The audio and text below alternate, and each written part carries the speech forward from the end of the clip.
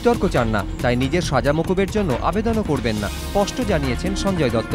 কিন্তু তিনি চান বা না চান, মুন্না ভাইয়ের সাজা মকুবের জন্য রাজ্যপাল ও রাষ্ট্রপতিকে চিঠি লিখছেন, জানিয়ে দিয়েছেন প্রেস কাউন্সিল অফ ইন্ডিয়ার চেয়ারম্যান মার্কেন্ডেয় কাটজু। মুম্বাই বিস্ফোরণ মামলায় রায় ঘোষণার পরই মুন্না ভাইয়ের পাশে দাঁড়িয়েছিলেন কাটজু।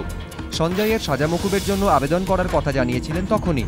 তা ঘিরেই দানা বাঁধে বিতর্ক, শুরু হয় রাজনৈতিক চাপানুতর। সেই বিতর্ক এড়াতেই এদিন সঞ্জয় দত্তের এই মন্তব্য বলে মনে করছে ওয়াকিবহাল মহল।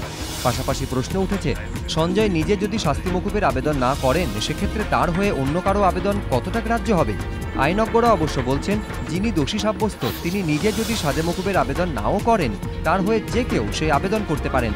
অতীতেও এমন ঘটনা ঘটেছে। বলিউডের কোটি কোটি টাকার লগ্নি, প্রযোজকদের কপালে ভাঁজ, শুটিংয়ের ডেডলাইনের ভ্রুকুটি, যাবতীয় স্নায়ুর চাপের মধ্যে প্রশ্ন উঠছে, মিলবে কি রেহাই? সাজা মকুব হবে কি মুন্না ভাইয়ের? রং খেলাকে কেন্দ্র করে তরুণীর শ্লীলতাহানির অভিযোগ ঘিরে উত্তেজনা বারাসতের সুকান্তনগর এলাকায়। অভিযোগকারিনীর দাবি, বুধবার দুপুরে 3 মত্ত যুবক তাকে জোর করে রং মাখাতে যায়। দৌড়ে প্রতিবেশীর বাড়িতে ঢুকে পড়েন তরুণী। অভিযোগ, সেখানে ঢুকে তার শ্লীলতাহানি করে তারা। প্রতিবেশী এক বৃদ্ধ বাধা দিলে তাকে ধাক্কা দিয়ে ফেলে দেয় ওই 3 যুবক। গুরুতর আহত অবস্থায় হাসপাতালে চিকিৎসাধীন বৃদ্ধ। বারাসত থানায় ওই 3 যুবকের বিরুদ্ধে অভিযোগ দায়ের করা হয়েছে। পুলিশ অভিযুক্তদের খোঁজে তল্লাশি চালাচ্ছে।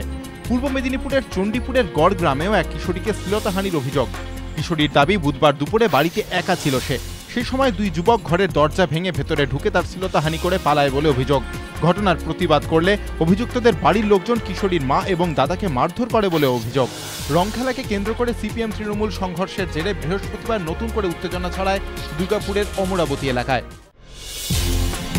আটক নেতাকর্মীদের মুক্তি, নিরপেক্ষ তত্ত্বাবধায়ক সরকারের অধীনে সাধারণ নির্বাচন সহ একাধিক দাবিতে বুধবার থেকে 36 ঘন্টার হরতালের ডাক দিয়েছে বাংলাদেশের প্রধান বিরোধী দল বিএনপি ও 18 দলের জোট। বুধবারের পর বৃহস্পতিবারও হরতালের জেরে দেশ জুড়ে অগ্নিগর্ভ পরিস্থিতি। হরতালের দ্বিতীয় দিনে রাজধানী ঢাকা সহ দেশের বিভিন্ন প্রান্তে মিছিল ও পিকেটিং করে হরতাল সমর্থকরা। দফায় দফায় সংঘর্ষ, বোমাবাজি, অগ্নিসংযোগ ও ভাঙচুরের অভিযোগ উঠেছে হরতাল সমর্থকদের বিরুদ্ধে। সকালে ঢাকার যাত্রীবাড়ি এলাকায় অবরোধকারীরা কয়েকটি গাড়ি ভাঙচুর করে বলে অভিযোগ। কয়েকটি হাত বোমা ছোড়া হয় বলেও অভিযোগ।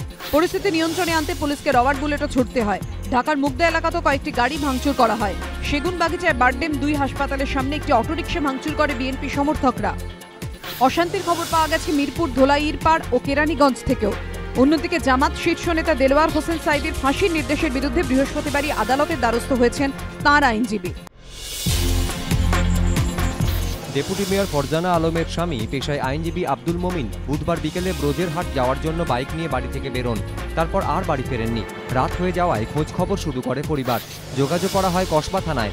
এদিন সকালে বাড়িতে দুঃসংবাদ আসে। পুলিশ সূত্রে খবর, বুধবার রাত 9টা নাগাদ লেদার কমপ্লেক্স থানায় একটি পথ দুর্ঘটনার খবর আসে। কাঁটাতলায় একটি বাইকের সঙ্গে লরির সংঘর্ষ হয়। ঘটনাস্থলেই মৃত্যু হয় বাইক আরোহীর।